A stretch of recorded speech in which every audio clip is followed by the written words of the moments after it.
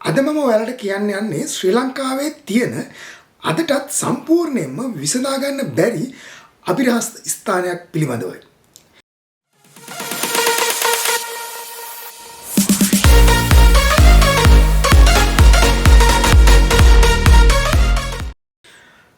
අනුරාධපුරයට ගිය හැමෝ වගේ ඉසුරුමුණි විහාරය වඳින්න යනවා.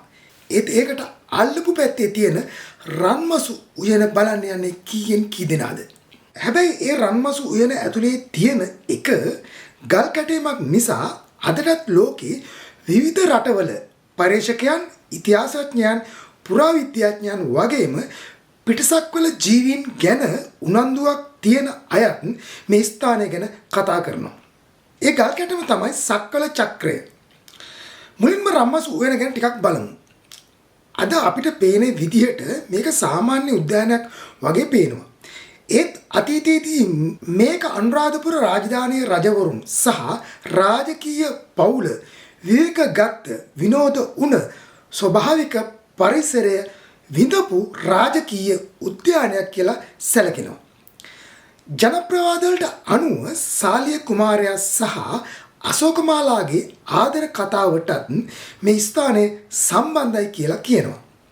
ඒ ගැන ස්ථීර ඓතිහාසික සාක්ෂි නැති වුණත් මේ කතාව අදටත් ජනප්‍රිය ජනප්‍රවාදයක්.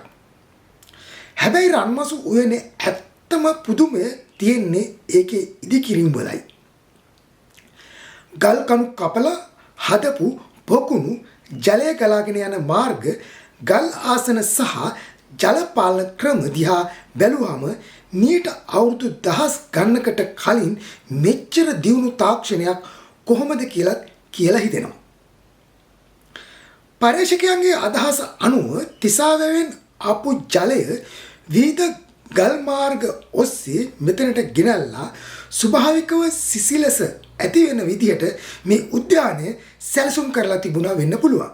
දැන් අපි එමු ඒ කතාවේ වැදගත්ම තැනට.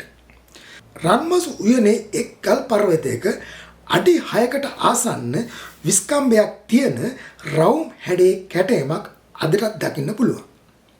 මේක තමයි සක්වල චක්‍රය. මේ චක්‍රය ඇතුලේ රවුම් හතරස් ත්‍රිකෝණ රේඛා සහ විවිධ සංකේත රැසයක් කැටයම් කරලා තියෙනවා. පිටත වටේ මාළු, කකුළුවන් සහ වෙනත් ජලද සතුන්ගේ රූපත් දකින්න ලැබෙනවා. මේ කැටයමේ තේරුම මොකක්ද කියලා අද වෙනකම්ම කිසිම කෙනෙක් නිශ්චිතව කියලා නැහැ. 1911 දී ශ්‍රී ලංකාවේ පළමු පුරාවිද්‍යා කොමසාරිස්වරයා වූ HCP බෙල් මහතා මේ ගැන සඳහන් කරලා තිබුණේ මේක විශ්වයේ නිරූපණය කරන පැරණි සංකේතාත්මක සිතීමක් වෙන්න පුළුවන් කියලා. නමුත් පසුකාලීනව තවත් මතයක් ඉදිරිපත් වුණා.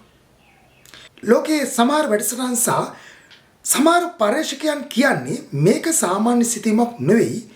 ඔවුන්ගේ අදහස අනුව මේක විශ්වයේ වෙනත් ස්ථානයක හෝ වෙනත් මාන සමග සම්බන්ධ වන එකක් වෙන්න පුළුවන් කියලයි. ඔවුන් තවත් පෙන්වා දෙන්නේ මේ චක්‍රය ඉදිරිපිට තියෙන ගල් ආසන හතරත් මේ නිර්මාණයත් අතර විශේෂ සම්බන්ධයක් තියෙන්න ඇති කියලා. ඒත් මේ දක්වා එවැනි අදහසක් සනාථ කරන විද්‍යාත්මක සාක්ෂි හමු වෙලා නැහැ. තවත් සමහර අය රාවණ රජුගේ දියුණු තාක්ෂණයත් මේ ස්ථානයට සම්බන්ධ කරනවා. දඬුමොනර විශ්ව ශක්තිය සහ පුරාණ තාක්ෂණය ගැන විවිධ කතා ඉදිරිපත් වෙනවා. නමුත් ඒවටත් මේ වනතෙක් පිළිගත් ඓතිහාසික හෝ පුරාවිද්‍යාත්මක සාක්ෂි ලැබිලා නැහැ. අද බොහෝ පුරාවිද්‍යාඥයන් සහ ඉතිහාසඥයන් දරන අදහස නම් මේ සක්වල චක්‍රය බෞද්ධ සංකල්ප වලට අදාළ මණ්ඩලයක්, විශ්වයේ ව්‍යුහය නිරූපණය කරන සංකේතමය සිතීමක් නැත්නම් භාවනා කටයුතු සඳහා භාවිතා කළ නිර්මාණයක් වෙන්න පුළුවන් කියලා. නමුත් ඇත්ත මොකද්ද කියන එක අදටත් නිශ්චිතවම කවුරුත් දන්නේ නැහැ.